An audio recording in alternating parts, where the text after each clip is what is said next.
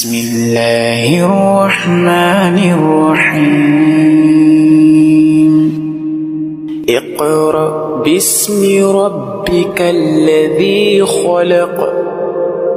خلق الإنسان من علق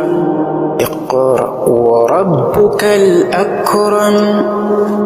الذي علم بالقلم علم الإنسان ما لم يعلم كلا إن الإنسان ليطغى أن رآه استغنى